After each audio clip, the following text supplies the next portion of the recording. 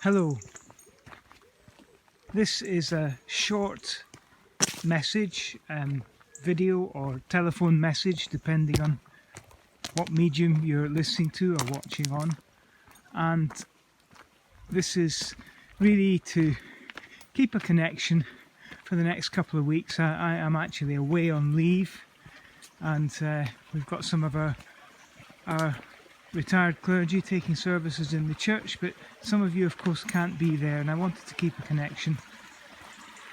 So this is looking at the date. Today it's the 26th of August, and this is really for the last Sunday in August and the first Sunday of September, and I'll be back with you on the 13th.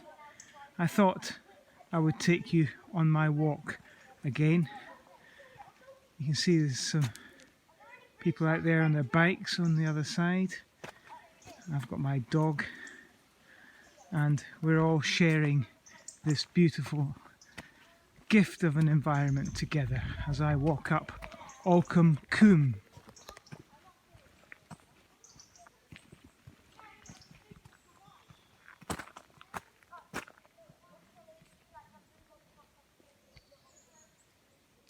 So I've now taken the left fork and I'm walking up with the youth hostel on my right, and the cyclists seem to have disappeared on up the other way, although it looks like they might be coming back the other way. It's lovely to see kids out having fun in the environment at the moment, and one of the things that I think is really important in these times when there's so much to think about, there's so much that can fill our heads, there's so much that can cause us perhaps even at times to get despairing, is to reconnect with our environment, even if that's looking out to the bird table in a garden or to the view.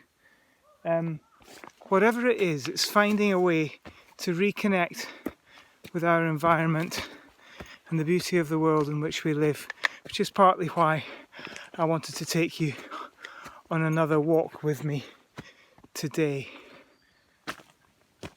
As I make my way uphill, it can be a bit of a pull. In fact, dear Alfie, not very keen on a walk today. Come on, boy, come on. Sometimes in the evening he's a lurcher, and they're actually incredibly lazy dogs, even though they like to run fast. He's actually a Saluki, but he understood as a lurcher to most people.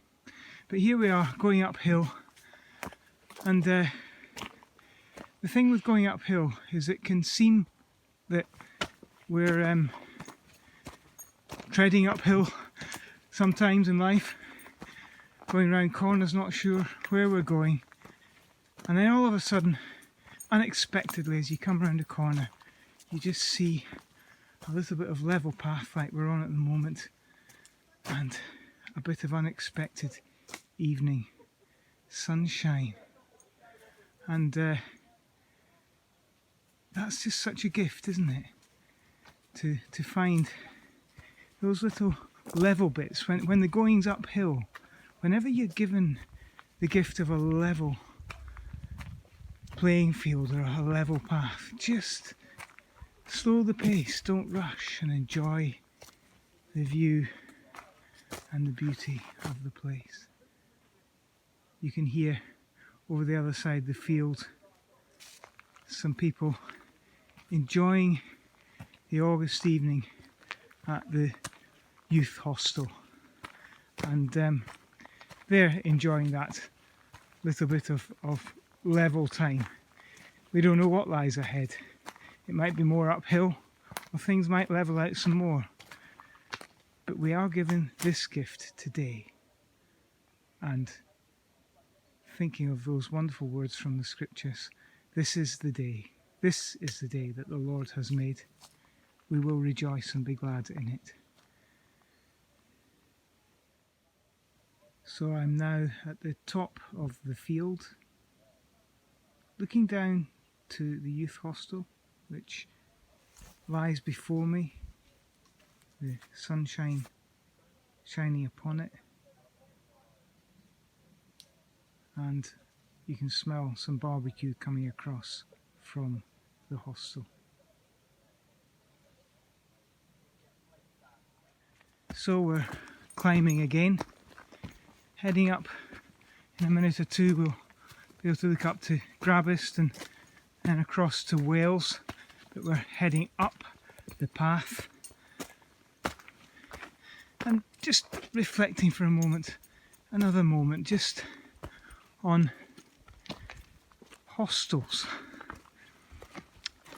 One of the things that's given great value in our time is to have a permanent home, a place that's your own, ideally maybe even a place that you've bought. And these things are important, of course, but there's something about the impermanence of a hostel that speaks to me of something really quite important. I think it's something to do with non-attachment, which is something which lies at the heart of the best of every great religious tradition in the world. It's expressed in different language and in different ways, but it is common nonetheless to all. And I think one of the reasons we all enjoy holidays, I'm about to go, I've got the privilege of being able to spend a week in a cottage in Wales, self-catering. One of the joys of that is suddenly you're somewhere, it's not permanent, you know you're only there for a little while, but in the midst of everything, you're able to actually enjoy the moment because you know you're only there for a while. And it's simple really, but the joy that we hear, I heard just before in the lovely evening chatter of people having a bit of a barbecue over at the hostel and seeing those kids going up the Coombe on their bikes earlier. Children get this, of course, much better than adults. But one of the joys of that is that it's not about permanence. The best things in life pass, and we have to learn to delight in them when they come. And that can be costly because sometimes we're carrying so much heavy baggage which is about us clinging on to the permanent, clinging on to things, trying to freeze them. The classic thing, I mean, I'm holding a phone at the moment, but I was on a boat trip not that long ago to Lundy, and there were some dolphins, and somebody was desperately trying to capture these dolphins on a phone, and I couldn't help thinking, but you're missing the dolphins. And we can laugh at that. It was a young girl, and you know that's what teenagers do, isn't it? But actually, we all do it. It's we want to capture things rather than just enjoy the gift. And as another verse that comes to mind from our scriptures, that every good and perfect gift comes down from the Father of lights, in whom there is no shadow of turning. God's intention is always good towards us, but so often we miss the gifts because we're trying to cling on to something else. So here I am, halfway up towards the ridge.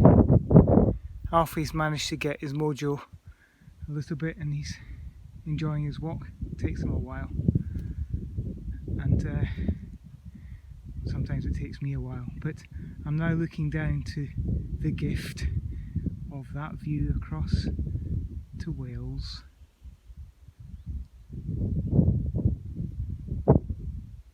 There's Butlins there. I used to think of it as something of an eyesore, Butlins, but you know, as I've watched young families just enjoying their first treat out of the city perhaps on the beach in recent days, and people being really good about keeping social distance and respecting the beach. But as I've watched that, I've just found myself thinking, it's a real gift, Butlins.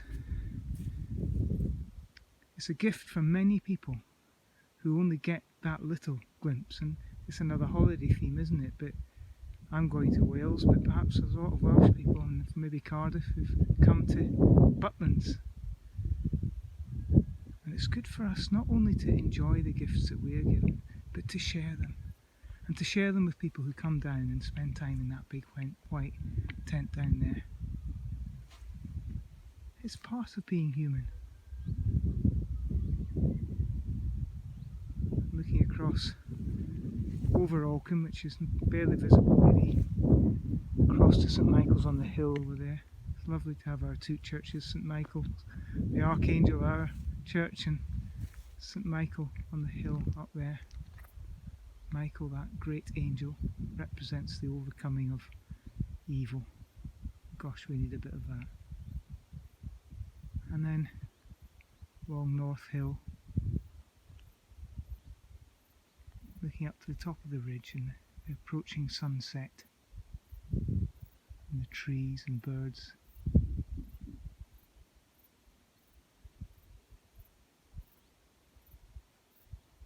And a gentle breeze.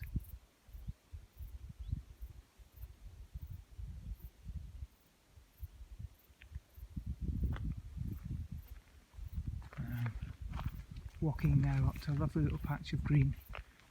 One of my favourite spots for just stopping, maybe just briefly on a walk, and enjoying the gift that we're given.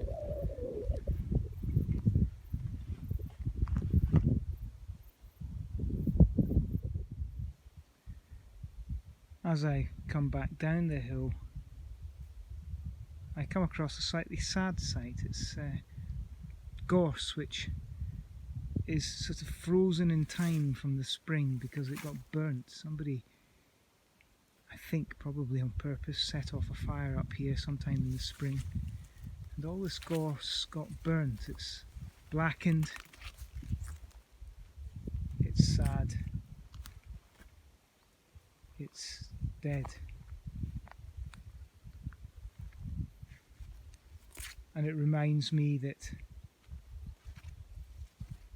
life isn't straightforward, that there are the joys and the gifts which are beautiful and wonderful, and we must enjoy them when they're given.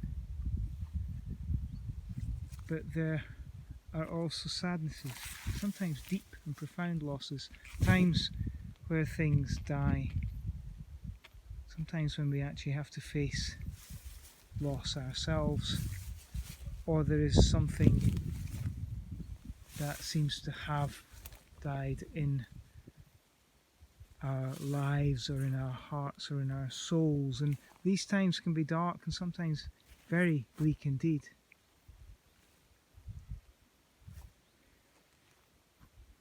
And we have to acknowledge that sadness, and our scriptures do give us an expression for that. Like Psalm 130, out of the depth have I cried to you.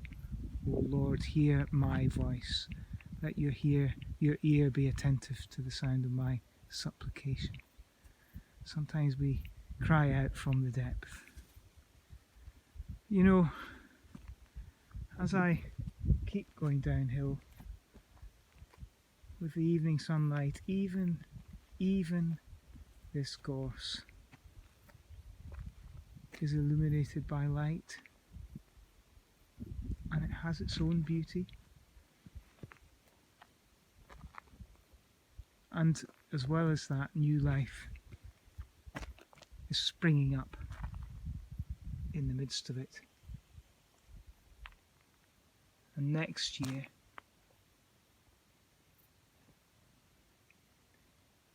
this season of destruction will be forgotten.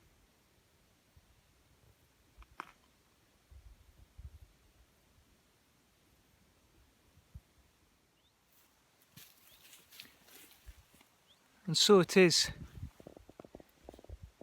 In our lives, we sometimes have seasons of profound sadness, and yet there's no cheap answer. Sometimes things don't sort, things don't fix. That gorse up there will never be gorse again. But we are called as Christians to dig deep and hold on, even in the midst of despair, to the hope that today, while we are given the gift of today to enjoy, sometimes to endure, today is not the last word either. It's the enigma of time, because we are people of hope. And the psalm, one of the other psalms says, weeping may endure for the night. And if weeping's your lot, then that's the reality. Weep you will and must. But joy comes in the morning. I don't say that cheaply or tritely, but we're invited somehow to hold to the hope that despair is never the last word.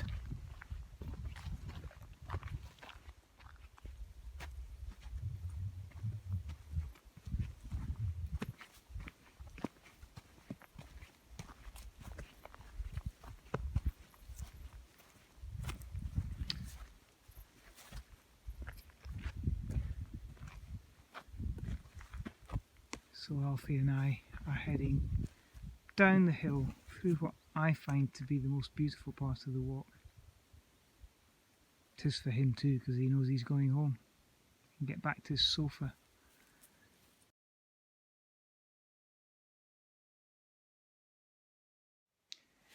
Well, we got home. My phone died, but I managed to revive it again by plugging it in. And it was a lovely walk in the end.